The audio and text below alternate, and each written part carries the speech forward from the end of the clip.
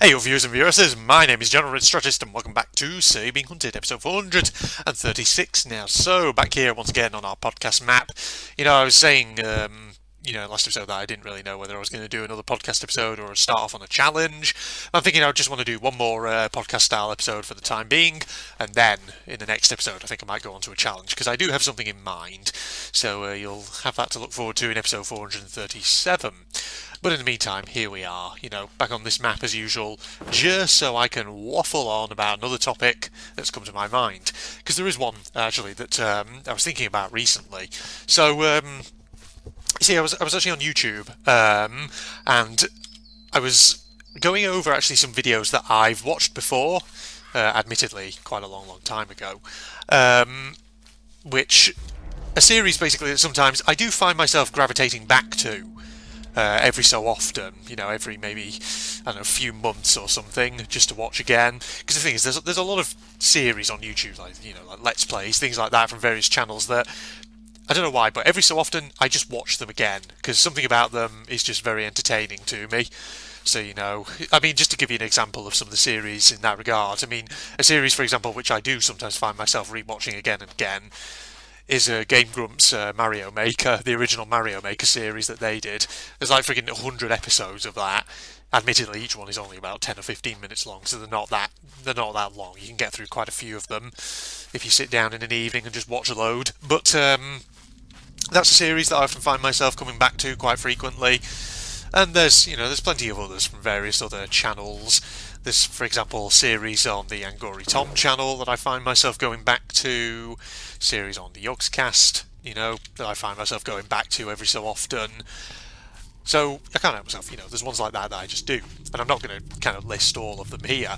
But the one in question that actually I've been revisiting recently was a collab horror playthrough by who was formerly Yogscast Hannah Lamadia, who she hasn't actually been part of the Yogscast actually for quite a while. I think she just sort of streams and does her own thing now, as far as I'm aware. But it was her and Yogscast Kim, joint playthrough collab. Them sitting in the same room and playing the same game together.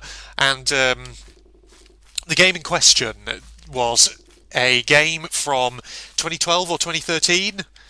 It's a game which used to be available on Steam, but hasn't been available for years because I think at one point it just got pulled, and I don't know, if the devs are ever going to plan on re-releasing it. I'm somehow, doubt that they ever will. The game in question was called Haunted Memories, ladies and gents, and I remember it was supposed to be kind of like an episodic game, so the devs were going to release it chapter by chapter. And from Hannah and Kim's playthrough of it from back in the day, I remember them. There was a chapter 1, there was a chapter 2, but there was never anything more to it. Now, if anyone doesn't know what Haunted Memories was, cast your minds back, ladies and gentlemen, to the years 2012-2013. Do you remember when Slender Man was a big thing in sort of horror circles? Because originally he came from the Something Awful forums, and then I remember there being a period at that time where there were so many Slender games coming out, which were all essentially variations on the same thing. Find 8 pages. And, there were all kinds of little indie devs who were working on Slender games of their own, which were essentially just variations on that thing of finding 8 pages, except, usually the difference between all these different games was just in the setting. So, you had some devs who, traditionally kind of set it in a forest, some who set it in indoor environments or in different kinds of environment, things like that. And I remember watching old school Markiplier as well back in the day, because he played a lot of these Slender indie games. He played all kinds of stuff like Slender Elementary, Slender 7th Street, Slender The Arrival. That was another game that I actually remember from back in that day. That was like a big one, that was Slender The Arrival, because it was like, that one actually had proper characters to it, and it had a kind of variety of settings, all essentially, going around finding pages. I remember that one having like a house setting, a forest setting. There was like a mine or something in that one. And the thing is, Haunted Memories was in some ways kind of in that vein, in that same vein as all these Slender games, except I do recall it being a bit kind of distinct from your usual Slender indie title. Because the thing was, their design of Slender, I think, was quite sort of unique compared to other ones. I mean, they had the basics, you know, dude in suit with blank face and lots of tentacles coming out of his back. But I just recall his design being a bit more unique, like I say, than the more sort of generic Slender that you see in a lot of the Slender indie games from that time. And on top of that, so Haunted Memories, I think it started out life as, originally it was called Slender Haunt, and in the original version of it, it was basically your character wakes up in some sort of like some kind of park or like nature reserve type thing. They have to go around collecting items, things like that, in order to progress forward. And I think the devs of that decided to take it and turn it into something different, so they turned it into Haunted Memories, which is, you know, and that original game that they produced became Chapter 1 of what would be an episodic series. And and the thing is, like I say, you know, back in the day, Hannah and Kim of Yogscast played the first 2 chapters that were released, but it was after Chapter 2 that that game just disappeared. You know, as far as I'm aware, you can't download it from anywhere now, or you can't buy it or whatever, which is unfortunate because, you know, I was looking back on those chapters, I was thinking, you know, they did look kind of interesting as games, and they are the kind of thing that I sort of look at myself and think, you know, part of me, well, there is part of me that would have been interested to try them. So it's a shame, unfortunately, especially the second chapter, because the second chapter was actually set inside this like really old kind of mansion or villa type thing, and it just had a very interesting look to it, even though, because here's the thing, you know, if you watch the videos of old Haunted Memories playthroughs and things like that, you will notice that they tend to be, well, the games tend to be kind of janky, let's put it that way, and they're not, you know, the most amazing of titles, in the sense that, you know, they are kind of buggy, and like I say, a bit janky from time to time. But having said that, you know, the games were kind of functional, at least from what I remember seeing of them, and they did kind of work. So, just interesting to note. Hang on, doing some quick inventory management. There we go, got it. Alright, where am I going? There's a fucking landowner around somewhere we need to watch out for. I'm going to go in this direction.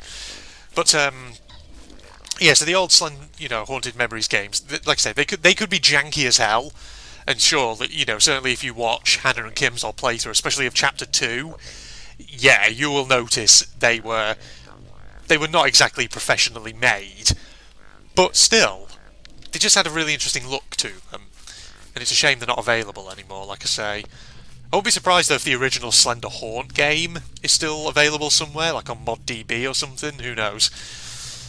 But, you know, as I was kind of watching that playthrough, it just kind of made me think about how, like I say, back in the day, Slender games were such a thing.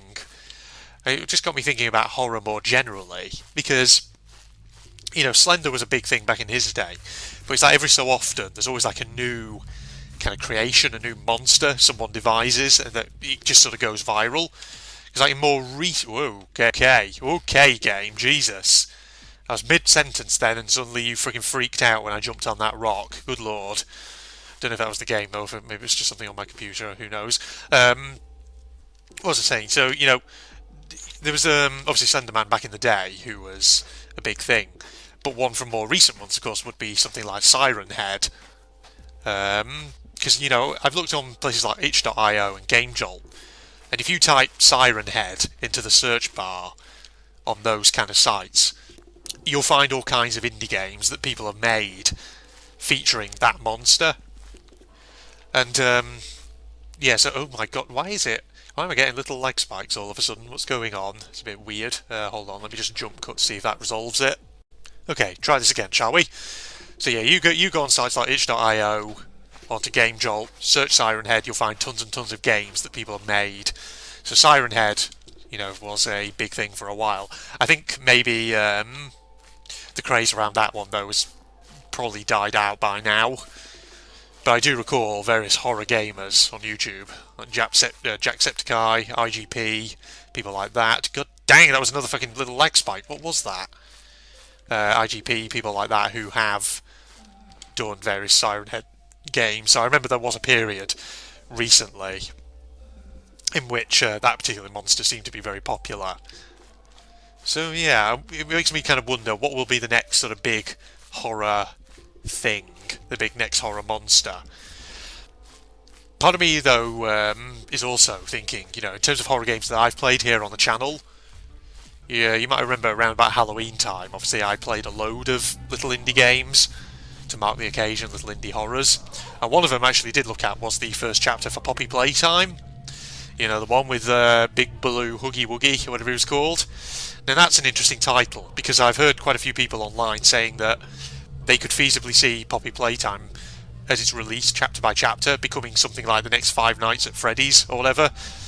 Now, I've mentioned Five Nights at Freddy's before on the channel, and Five Nights at Freddy's is a franchise which I have absolutely no interest in getting into, because A, it's been done to death on YouTube by so many other people, and B, just because it doesn't really personally interest me.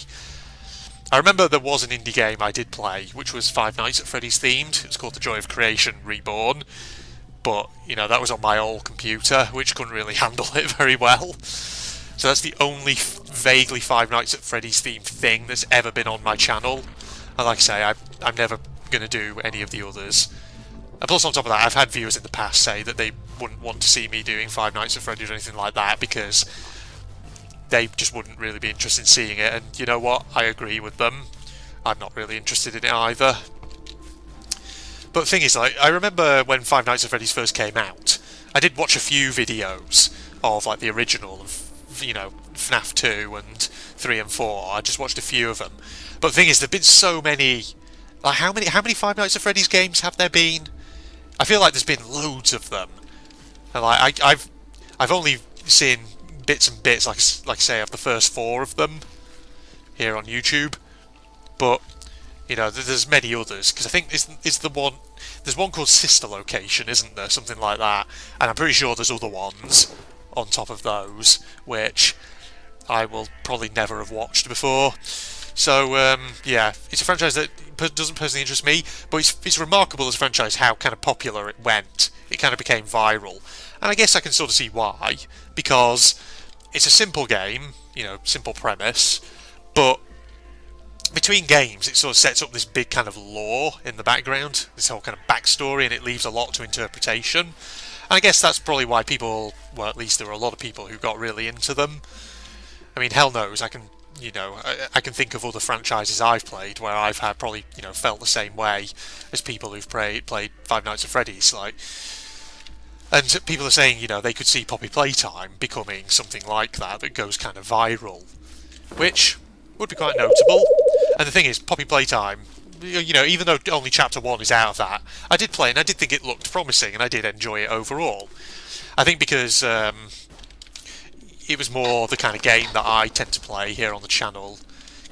Because Five Nights at Freddy's is very much like a point-and-click thing, whereas Poppy Playtime is more than that. It's not just pointing and clicking at things. It's also moving your character around in an environment, solving puzzles and all kinds of stuff, which I suppose makes it kind of more interesting, at least for me anyway. So yeah, that's a franchise. Who knows? If and when Chapter 2 comes out, you may well see it here on the channel, ladies and gents. But yeah, man, it's I've talked about horror here on the channel before. I've talked about it here on So You're Being Hunted before as well. But it's always a good topic to come back to every so often. So yeah, you guys out there watching this, do you remember the olden days of old Slender games back in 2012, 2013? 2012, 2013, it was a different world, that was.